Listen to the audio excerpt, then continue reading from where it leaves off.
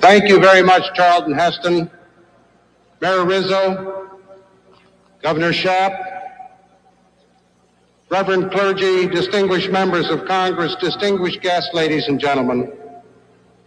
On Washington's birthday in 1861, a fortnight after 6 states had formed a confederacy of their own, Abraham Lincoln came here to Independence Hall, knowing that in 10 days he would face the cruelest national crisis of our 85-year history. "I am filled with deep emotion," he said, "at finding myself standing here in the place where collected together the wisdom, the patriotism, the devotion to principle from which sprang the institutions under which we live. Today, we can all share these simple, noble sentiments. Like Lincoln, I feel both pride and humility, rejoicing and reverence, as I stand in the place where 2 centuries ago the United States of America was conceived in liberty and dedicated to the proposition that all men are created equal.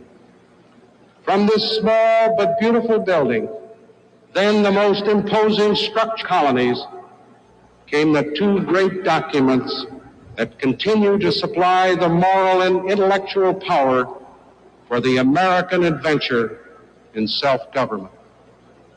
Before me is the great bronze bell that joyously rang out the news of the birth of our nation from the steeple of the State House.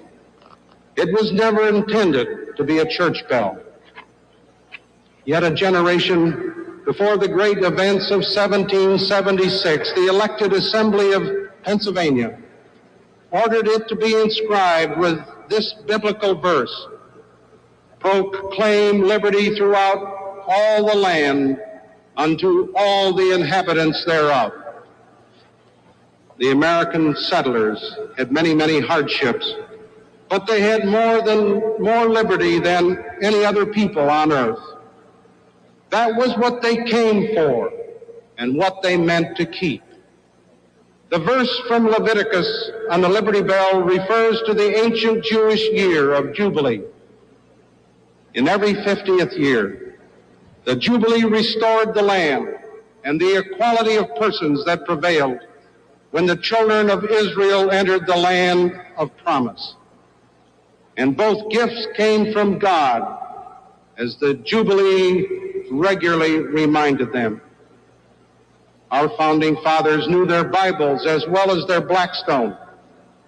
They boldly reversed the age-old political theory that kings derive their powers from God, and asserted that both powers and unalienable rights belong to the people as direct endowments from their Creator.